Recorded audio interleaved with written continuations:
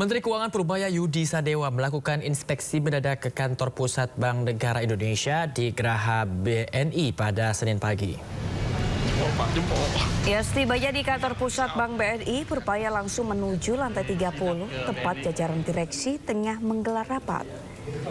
Kedatangan Purbaya pun sontak mengagetkan jajaran direksi BNI yang hendak rapat rutin pada Senin pagi.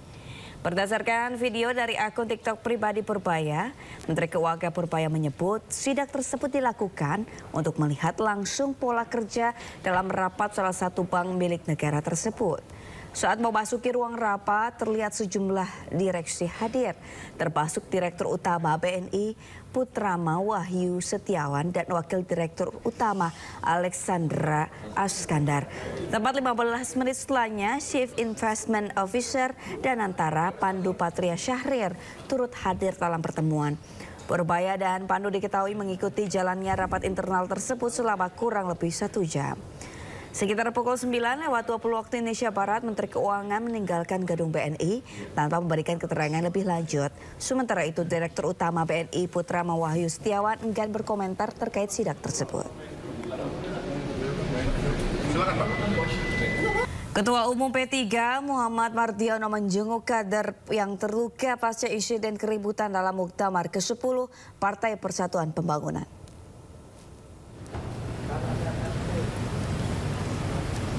Usai pelaksanaan muktamar, Ketua Umum terpilih Muhammad Mardiono mendatangi rumah sakit menjenguk kader yang menjadi korban keributan di arena muktamar. 3 kader asal Pandeglang dan Sulawesi Selatan terluka akibat pemukulan dan lemparan kursi. Sementara itu DPP P3 menepis tudingan yang menyebut Mardiono meninggalkan arena muktamar. Menurut mereka, Mardiono baru meninggalkan lokasi setelah sidang ditutup dan konferensi pers selesai untuk kemudian menjenguk korban luka. Melakukan proses lanjut karena adalah tindakan mencederai demokrasi, di mana demokrasi yang dilakukan dengan cara-cara kriminal, ya, yang tidak bisa kita tolerir. Apapun ya yang dia lakukan itu adalah tidak dibenarkan dalam bentuk apapun, karena itu adalah tindakan kriminal. Muktamar 10 P3 menghasilkan dualisme kepemimpinan. Ya, Mardiono dan Agus Suparmanto sama-sama mengklaim sebagai ketua umum terpilih.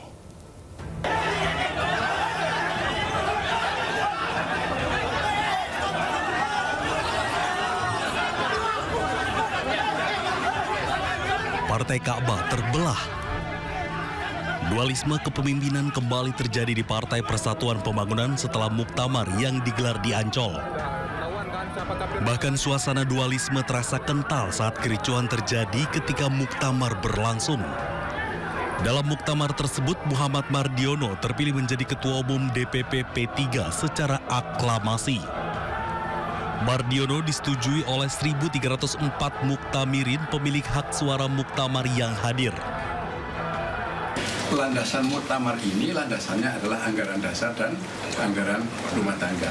Proses muktamar ini adalah panjang, ya, melalui pembentukan OC, kemudian pembentukan SC dan seterusnya, sehingga muktamar ini kita selenggarakan secara konstitusional.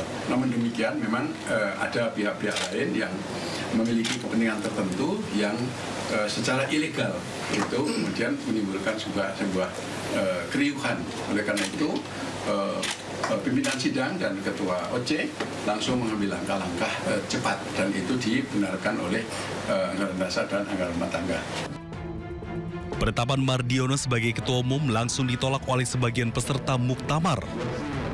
Bahkan Ketua Majelis Pertimbangan P3 Roma Hurmuzi menyatakan penetapan Mardiono itu tidak sah. Romi kemudian mengumumkan bahwa mantan Menteri Perdagangan Agus Suparmanto terpilih menjadi Ketua Umum P3 periode 2025-2030. Saya telah terpilih sebagai Ketua Umum P3 periode 2025-2030.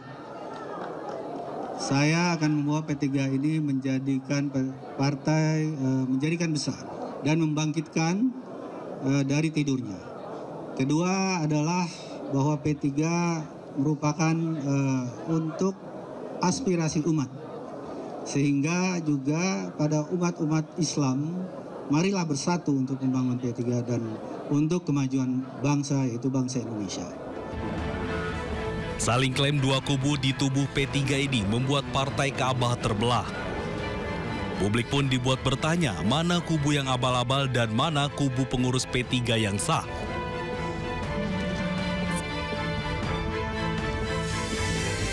Menteri Keuangan Purbayayudi Sadeo melakukan inspeksi mendadak ke kantor pusat Bank Negara Indonesia. Informasi selengkapnya saja dan tetaplah di Sindo Today.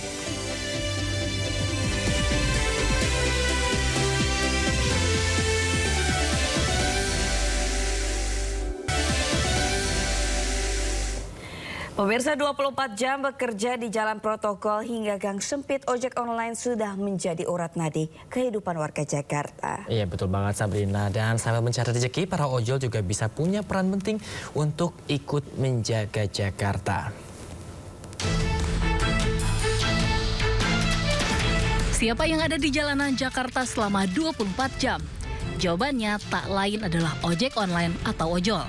Dengan jumlah jutaan pengemudi, ojol dijumpai di jalanan protokol hingga gang sempit Jakarta, menjadikan mereka sebagai urat nadi kehidupan warga ibu kota. Kini selain mencari rezeki, para ojol juga bisa berperan ikut menjaga Jakarta dengan cara bergabung dengan komunitas ojol Kamtibmas yang dibentuk Polda Metro Jaya. Salah satunya para ojol bisa merekam tindak kejahatan di lokasi tertentu dan melaporkannya kepada kepolisian. Para ojol pelapor akan mendapat apresiasi khusus dari Polri. Selain memantau kejahatan, komunitas ojol Kamtibmas juga bisa jadi saluran aspirasi para ojol kepada kepolisian. Selain di Jakarta Pusat, komunitas ojol Kamtibmas akan dibentuk di wilayah lain di Jakarta.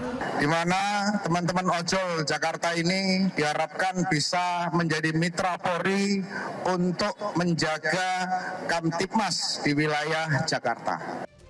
Bukan seperti organisasi buruh yang memiliki kepengurusan berjenjang, pengurus komunitas ojol Kamtibmas memiliki kedudukan sama dengan anggota.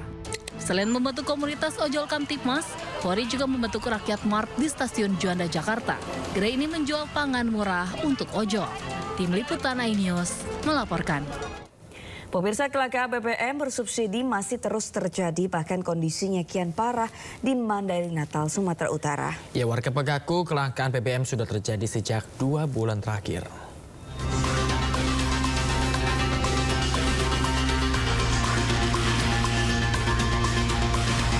Ratusan kendaraan harus antre berjam-jam di SPBU yang masih menjual BBM bersubsidi di Mandailing, Natal, Sumatera Utara.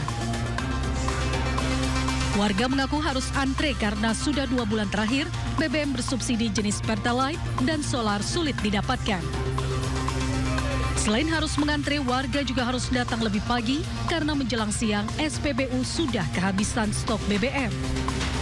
Ada sih bang, tapi sama aja bang. Sama juga kondisinya gini. Ya, sama semua bang. Kalau SPBU. Ini udah berapa lama ini gini terus ini bang? Ini mah udah lama banget nih. Yang jelasnya 2 bulan inilah bang. Yang parah begini terus? Iya bang. Akibat antre di SPBU, warga mengaku aktivitas mereka terganggu dan penghasilan juga ikut menurun karena kehabisan waktu mengantri di SPBU. Dari sidak yang dilakukan pihak DPRD beberapa waktu lalu, didapat kelangkaan terjadi karena pasokan BBM yang terbatas. Pihak SPBU hanya mendapat jatah 8 ton BBM untuk Pertalite maupun solar, sementara kebutuhan BBM di Mandailing, Natal sudah melampaui jatah yang diberikan Pertamina.